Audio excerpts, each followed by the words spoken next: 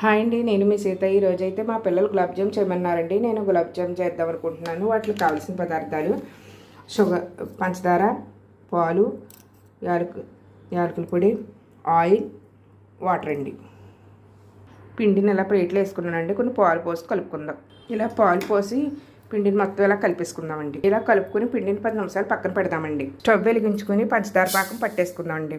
పంచదార వాటర్ వేసుకుని పాకం పట్టేద్దాం. పంచదార పాకం అయితే రెడీ అయిపోయిందంటే ఇప్పుడు యాలకులు కూడా వేసుకుందాం. ఇప్పుడైతే చిన్న చిన్న బౌల్స్కొని చేసుకుందామండి. ఇలా బౌల్స్కొని చేస్తానండి అన్నీని. ఇప్పుడు స్టవ్ వెలిగించుకొని వండి పెట్టుకొని ఆయిల్ వేసుకుంటున్నానండి. ఆయిల్ అయితే అయిపోయిందండి. ఇప్పుడు వంటలు ఇందులో వేపేసుకుందాం. నూనెలోనే కదండి, నెయ్యిలో కూడా వేసుకుని వేపుకుంటారు. నేనైతే నూనెలో వేపుతున్నాను. ఇలా గోల్డెన్ కలర్ వచ్చేదాకా వేపుకుందామండి. ఇప్పుడు తీసుకుని పాకంలో వేసుకుందాం. అంతేనండి, గులాబ్ జామ్ రెడీ అయిపోయిందండి. నా వీడియో కనుక మీకు నచ్చితే please subscribe my channel, like చేయండి, షేర్ చేయండి, కామెంట్ చేయండి. Bye, next video.